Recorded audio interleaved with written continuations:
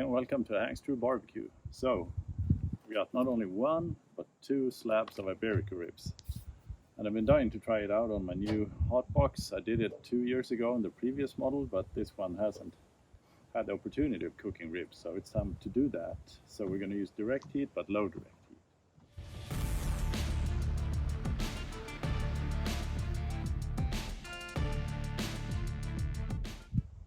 Main difference between this one and an offset smoker is we're cooking at higher temps, so these typically take 6 hours on an offset. I'm guessing 3 on this one. We'll see when it's done, but let's get prepping the ribs. Also thought I'm going to use 2 different rubs for comparison, just for testing out 2 commercial rubs. And I'm going to show you how to build a fire and maintain a fire, because that's typically not something you see when people are using hot boxes on videos on YouTube. So I'll walk you through the whole cook. So let's get started with the Grande Gringo.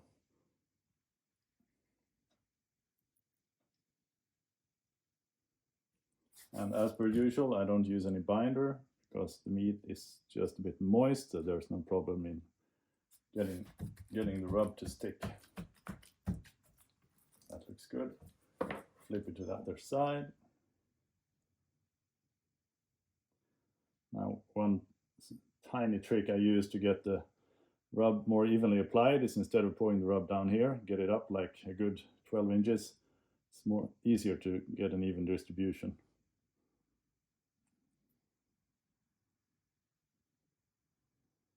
Just trying to get an even layer. No bald patches for the rub either, but I think this is starting to look good. Nice one. Grande Gringo done, and let's switch over to Hollywood. Yeah, this definitely has a lot sweeter taste to it. I guess this is what I call a more classic barbecue rub. But I haven't tried any of Bearded Butcher's rub, so it's going to be real fun trying it out.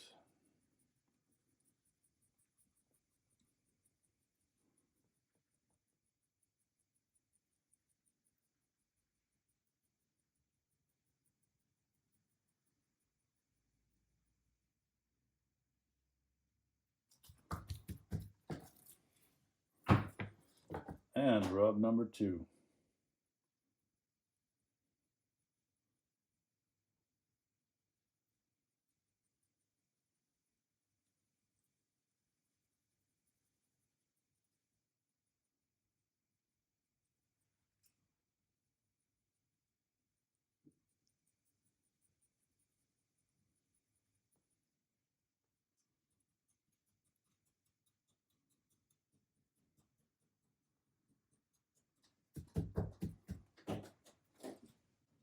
And now, just to be able to differentiate between them, the Hollywood one's going to get a toothpick. That way we know for sure which one's which. Now, I didn't even trim the thin parts. We'll see how this turns out. It's not uncommon to get rid of the thinnest end here, but I'll just leave it in. If it's too burnt, it's too burnt. We'll see. Or it could make for a nice mid-cook snack. We'll see how it turns out, but I really want to keep this simple. So, Grande Gringo and Hollywood. Now, as for charcoal, I use a relatively neutral brand. I've been through a few bags of this. I really like it. Medium-sized chunks.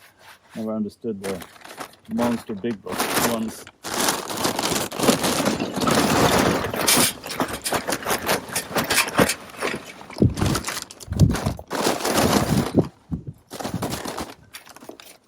I'm going to get started with 1 chimney, and then we'll refill as we go. And I light the chimney right in here. Use these tumbleweed, really good, extremely easy to light. So just drop 2 in there and put the charcoal chimney on top.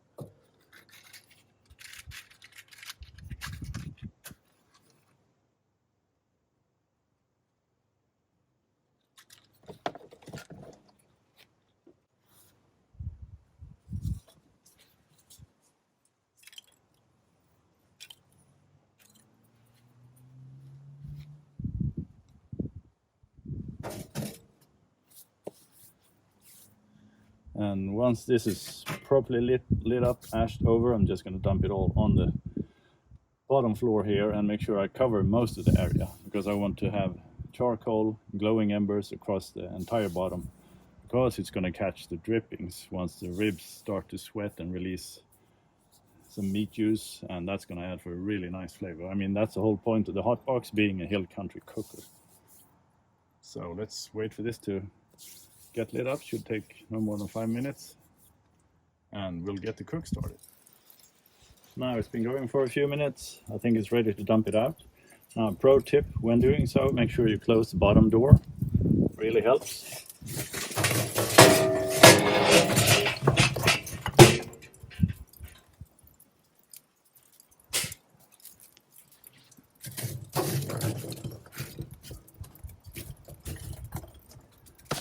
Now I'm gonna add a few bits more just with my hands. Close this one.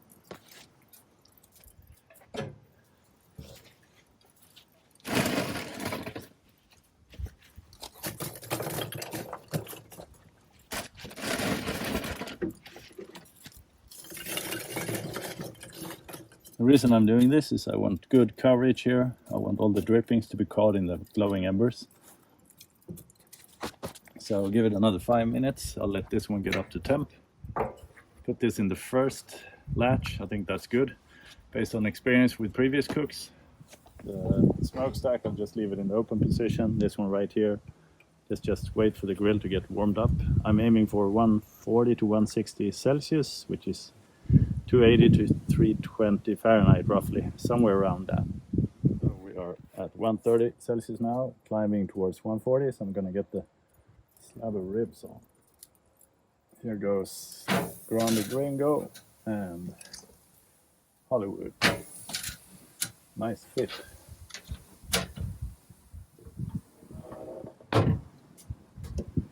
Now we're hitting 140, which is really good. I'm just gonna let this one run, see where it's at. Adjust accordingly, but not fiddle with it too much. If it goes up or down 10 degrees, doesn't matter much, but we'll refill in a while.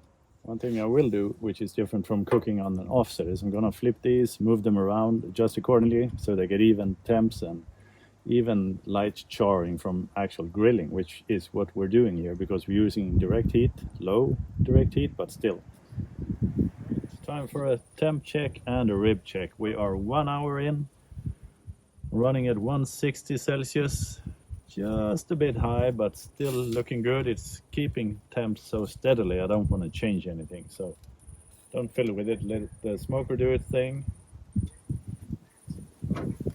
Looking good though. Nice looking ribs, really good.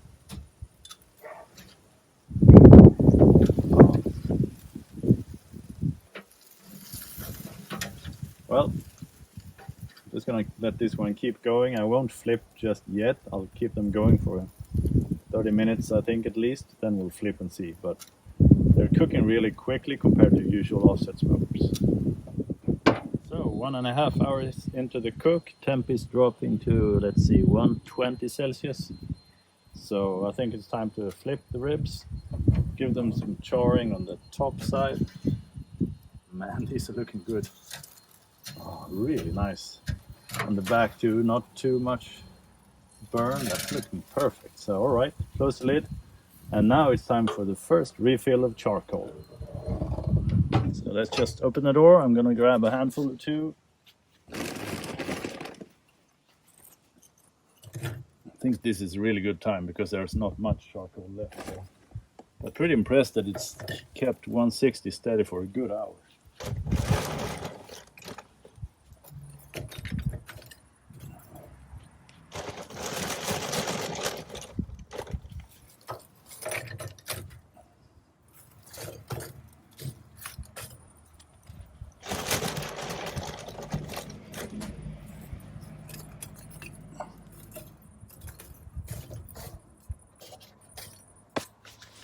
All right, I think that'll do it.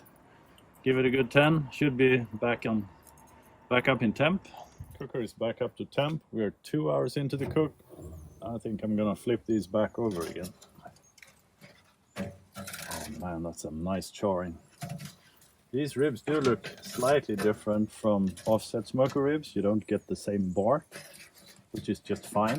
The flavor is different because this is a hill country cooker, so you taste more of the meat and there's very little smoke flavor. But the really good flavor you get is when the meat juices are dripping into the charcoal and then evaporating and adding flavor in terms of like kind of smoke to the meat. So I really like the cooker for this. I've tried pulled pork before. It just tasted different in a really good way. Like, not that I want to choose between an offset or this one. There's just different cookers with different flavor. So we're 2.5 hours into this cook. Final check. I think these ribs look fantastic. Really good. And yeah, they're starting to break. Classic bend test.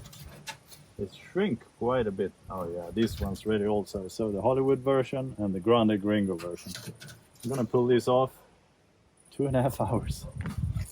Time to sample these. See what we think about it. So move the Grande Gringo version back to the grill because it's gonna be easier to slice. So I'm just gonna cut these right down the middle. It's easier to do from the back side because you can see where the bones are. Yeah, quite a bit of charring on the underside. Let's see where the next one is, right here. Yeah, I need to sharpen my knives too. Where did I go wrong? This one. All right. Almost fall off the bone, I would say.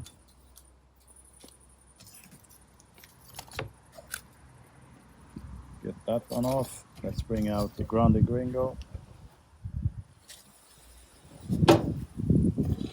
Hollywood to the left.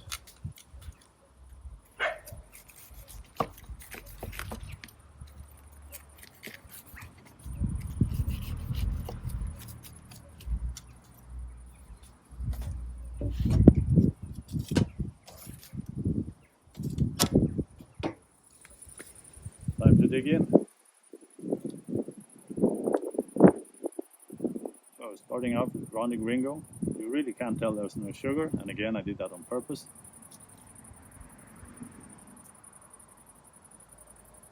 But I really like the flavor. I really like the fact that there's no sugar on it. You can taste more like the original rub, if that makes sense. Really good. You don't again get the smoke flavor from an offset smoker in here, and that's the whole point, but it's just a little bit different, but different in a really good way. Right, let's see what Hollywood has to say about flavor.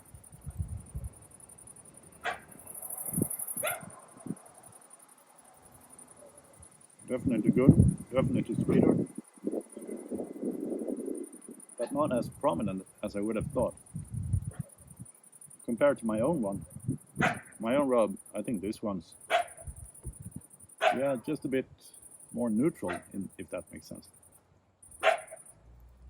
Seems like it's almost done for beef, not pork.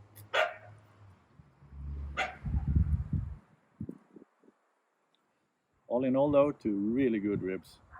Incredibly fast cook, easy to manage. I did one refill of charcoal. Pretty sweet. Didn't fuss too much about temp. It went from 160 and then down to 130 and then back up to 140. Just fine. Ribs can handle it.